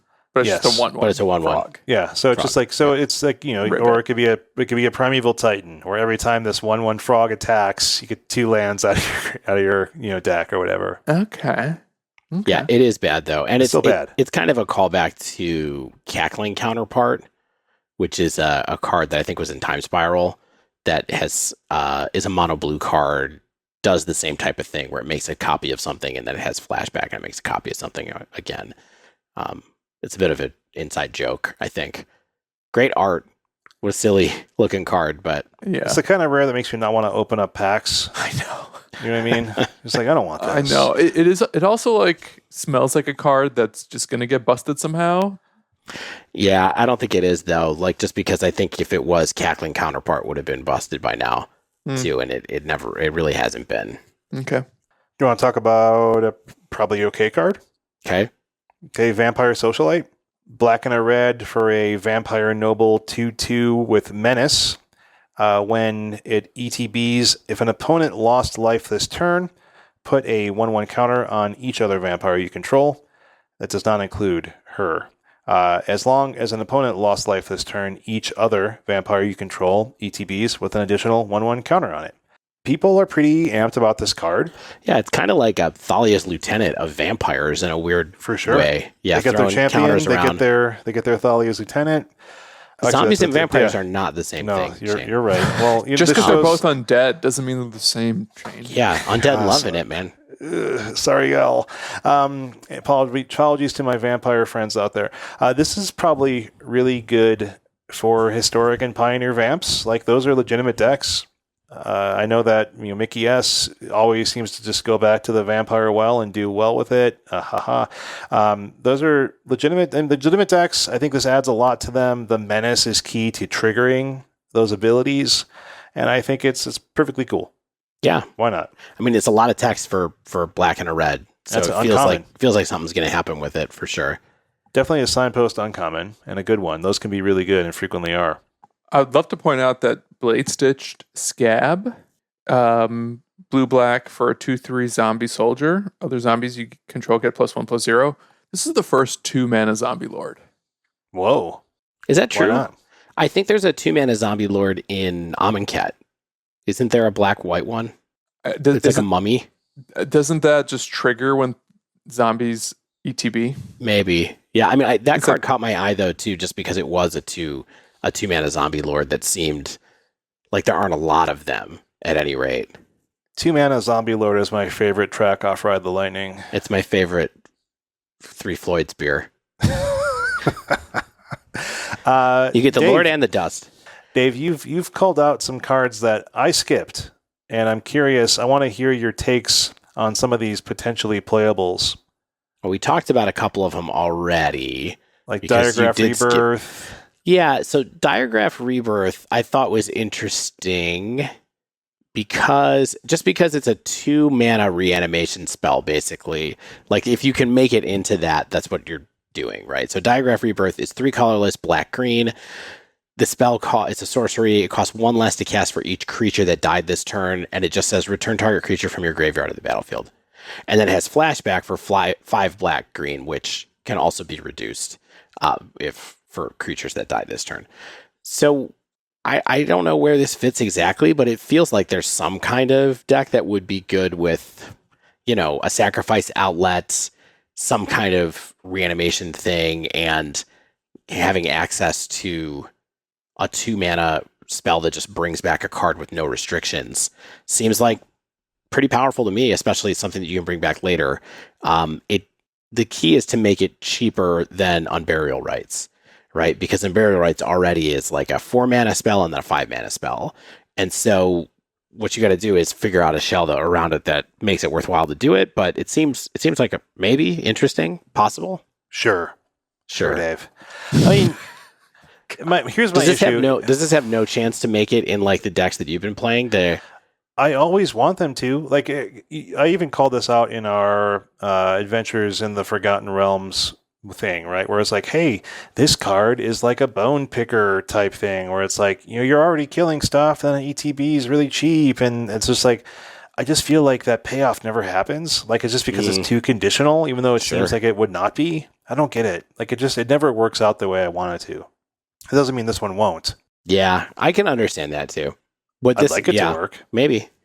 All right. And I'm mildly curious about Brutal Cathar. Like you pointed this one out. I was looking at it for a little bit of time. It's 2 and a white for a human soldier werewolf, a white werewolf. That's a new color area for werewolves, I believe. When it ETBs or transforms into Brutal Cathar, so both on ETB and when it transforms, you exile a target creature an opponent controls until this creature leaves the battlefield. It is daybound. It's a 2/2. The flip side is Moonrage Brute, which is a werewolf, 3/3 with first strike. It has Ward of pay 3 life, so the opponent has to pay 3 life in order to target it with a spell or ability. That's it. And then then it flips back over to the daytime side when, if a player casts 2 spells or someone casts a daybound card of some sort. So basically every time it flips back onto its front face or it ETBs in its front face, you will exile a creature an opponent controls. Then, so let's say you do this a couple times and you have 2 creatures under it or something like that, and then it's removed, then both of those creatures or more would then go back into your opponent's control. Right. Yeah, so it's fragile and a little scary in that sense, especially for constructed play. Obviously, this kind of effect is really good for limited, but I think that you can play this in a really aggressive deck and potentially be able to get 1 card, have this flip, have a really potent attacker in Moonrage Brute, and then maybe it gets flipped back over and you get another bonus card, but hopefully what you're doing is basically removing your opponent's blockers so that your team can keep attacking and attacking and attacking. And so I think as far as like a 3-drop in a deck that's kind of aggressive, could be worthwhile. Sold Human is a relevant type. I don't think Werewolf is a relevant type in Historic or Pioneer yet. Maybe they will be, but seems like it could be a good way to go. A 3/3 first striker is pretty easy to attack in with, and then the fact that your opponent has to pay 3 life to kill it once it's the werewolf on the back seems good for an aggressive kind of shell. Right on. Okay. Curse of Shaken Faith was a card that caught my mind. Yeah, so another curse here, a generic and a red. It's an enchantment, and it says whenever enchanted player casts a spell other than the first spell they cast each turn or copies a spell, Curse of Shaken Faith deals 2 damage to them.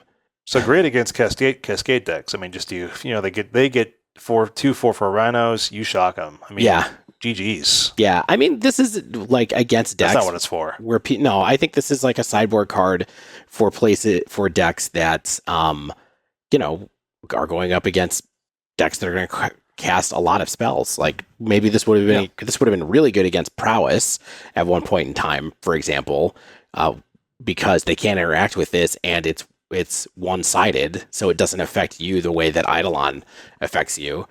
But I think that you have to be in a more kind of like controlling deck because you're not attacking in with this the way that you can with Eidolon. So I think just out of the board as a piece of, hey, I want to come down on decks that cast a lot of spells, or even decks that only cast a couple of spells a turn just to like get some extra damage in. I think this could be good. But it just caught my eye because it seemed like a novel version, and for 2 mana seemed reasonably good and one-sided. So what I like about this is, Cindervines is a card that has seen play, right? In order to sort of stop, spell-based, storm-based style combo decks, right? Right. That's only 1 damage. Well, and this is also any spell, and Cindervines is only non-creature spells. Yes. So that's what's cool about this, I agree, is that it's 2 damage, which adds up a lot faster, twice as fast even. In fact. And yeah, so I think there's precedent for those cards seeing play in certain metagames at certain times, and this is easier to cast. You don't have to be in Gruul mana. You can just be in any red-based. So yeah, this is something that I think there are effects like this, like Eidolon of the Great Revel, like I think you mentioned, Dave, and it's just like, it's the kind of thing where this might have a niche. Eidolon's not legal in every format. Effects like this are in varying power levels in different formats, so yeah, sure. Okay. I got one. Okay. This is for some of our more low-powered formats, and it's Flame Channeler. 1 and a red for a 2/2 human wizard. When a spell you control deals damage, transform Flame Channeler, and then it turns into a 3/3 elemental wizard. Whenever a spell you control deals damage, put a flame counter on Embodiment of Flame, which is the flip side. And you can pay 1, remove a flame counter, exile a top card, play that card this turn. And I wonder if in a lower powered format, this could be a new tool for a red deck burn strategy.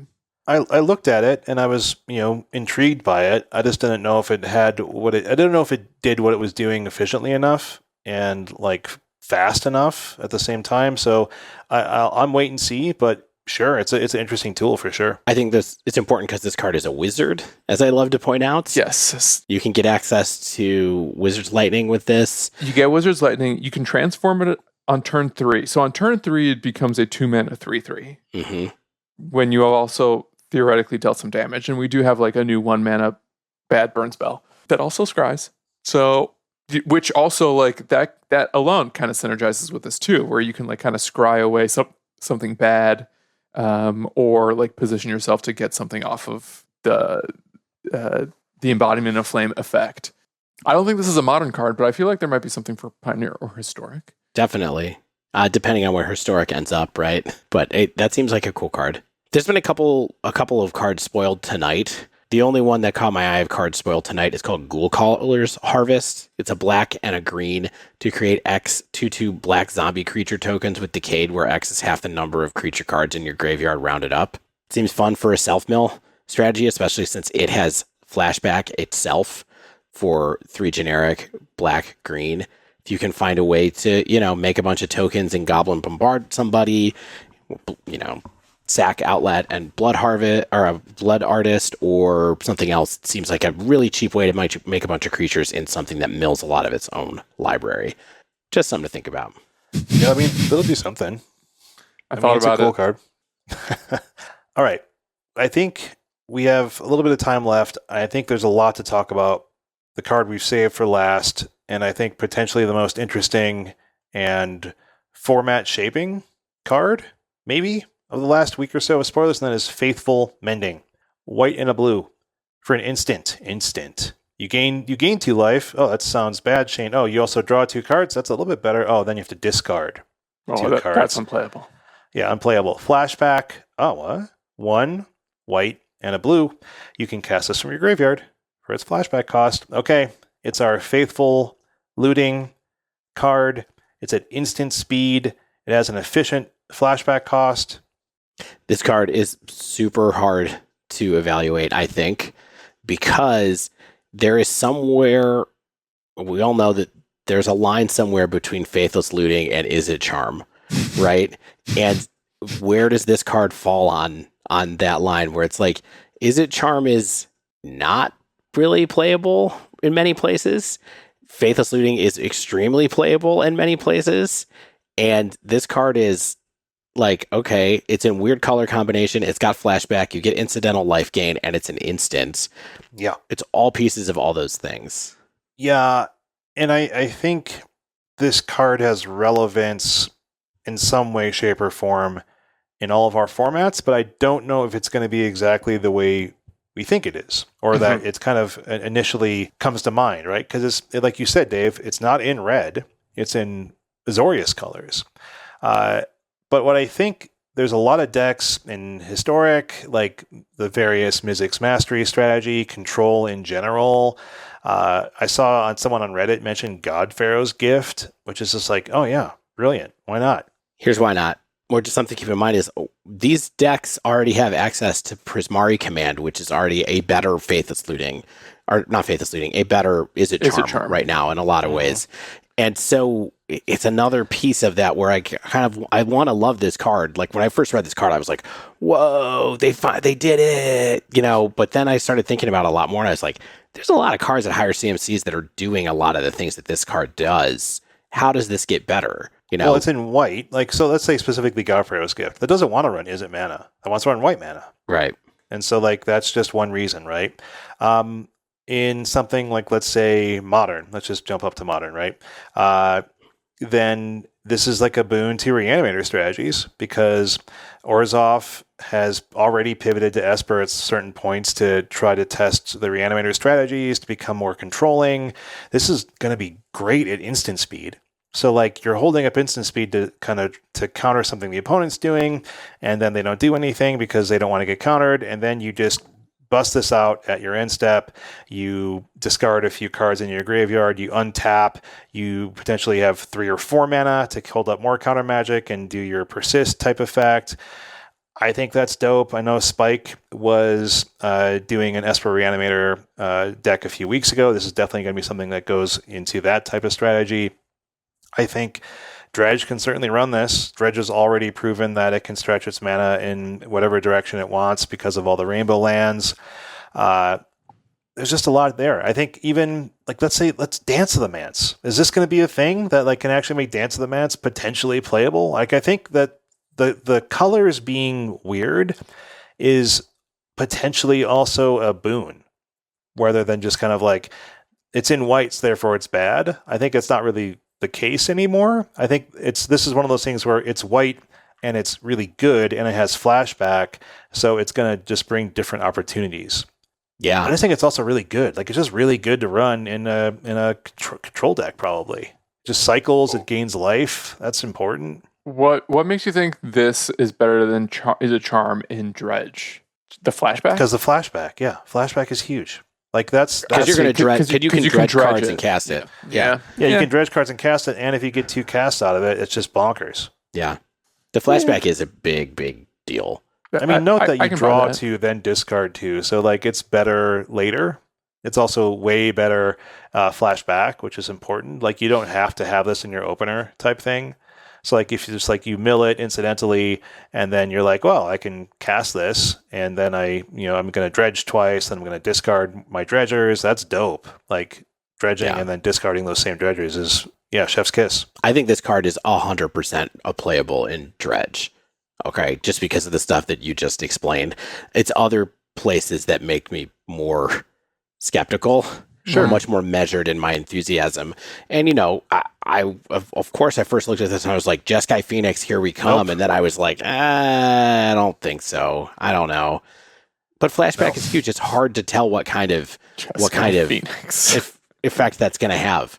You know what I mean? Like, just being able to have this get milled off of a Thought Scour might be a huge and important thing eventually. Like, who knows, really? I mean, yeah, it's going to be a good card. It's going to be a impactful card, and I think that is cool and bad. Like, I'm just worried about it enabling more stuff in Historic that annoys me. I think Dredge could use something like this to get back into the higher tiers of power level in Modern. I don't know. I'd love Reanimator to be even better than it is, so maybe if Esper Reanimator becomes the way to do it in Modern, that's dope. I don't know. I know that our buddy Spike, I'll just speak for him. He's not on the spoiler episode, but he was saying he'd be surprised if there's a better Modern card in the set than this. So we will see. See what he says next week. Before we sign off, can we get maybe some speculation? I'd love for us to take some shots at what might be one of Maro's teasers that we still don't know, which is a popular Innistrad card is getting reprinted. I don't think we've seen that among our spoilers yet, like the actual Innistrad reprint. Is there anything you guys want or expect? Liliana the Veil, right? Like Shuin, back in Standard? I mean, I was thinking Snapcaster Mage. I was thinking Snapcaster Mage might have a shot, honestly, but I don't even know anymore. I'd be fine with Lily. Lily's both expensive, and I think from an era where she could take over a game in a different way. So at least in our formats, for sure. So I'd be fine with it. Snap, I'd be more sketched out about. Like, Snap in Historic is scary. Snap in Pioneer is probably scary. So I was just joking. I don't think it's Lily. I don't even think it's Snapcaster. I think it's going to be something disappointing, like Ancient Grudge or Ghost Quarter. Isn't Grudge from Avacyn restored? Oh, maybe. No, it was in Innistrad originally. Okay. I'd love to see Delver. Like, do we think Delver's too good for Pioneer or Historic? I don't think Delver's good. I don't think it's too good for those formats. Especially now that Brainstorm's gone. I mean, it did see play. You can't forget that card saw play in Standard without the abusive cantrips that made it a whole other thing in Legacy. So it's possible that it could find a home in a place like Pioneer, but yeah, maybe. I don't think that fits with the theme of what we're seeing from cards that transform in this set, though. Either like they seem to do really specific things, like if they're either day-bound, night-bound, or they're the one that comes back from the graveyard, and that's the flip. And there's a few other ones, but yeah, and that's why like Flashback, a card like Flashback with Ancient. It's going to be Fetch, Think Twice. Makes a little more sense. Day-bound, fighter of the night-bound. Okay, I think Shane's singing, so that means it's time to shut it down. Stan, would you like to do the honors? Wow, I almost forgot how to do this, but I'll try. And that wraps up this week's show. If you haven't yet, make sure you subscribe to our podcast. Get the latest episodes as soon as they come out. And if you use Apple Podcasts, please leave us a rating and review. If you'd like to reach out to us, the hosts, you can tweet us at @thedivedown, all one word, or email thedivedown@gmail.com. If you'd like to support the show, you can join our Patreon at patreon.com/thedivedown. Getting in at any level gains you entry into our Definitely Discreet Discord server. A lot of channels in that one. A lot of emotes. You can check them all out. Stan, definitively discreet. It also is definitely discreet as well. Definitively. It's disturbingly discreet, sometimes kind of hard to find. Yeah, that's secret. Also, shout out to Mana Traders for sponsoring our podcast. Sign up for Mana Traders yourself with promo code TheDiveDown2021, all one word. Get 15% off your first 2 months of renting Magic Online cards. Don't forget, their tournament series this month is Pioneer. So if you're a Mana Trader subscriber and you do well, get more cash. As always, special thanks to the bands Nowhere and Space Blood for letting us use their music. And until next week, get out there and be spooky and scary!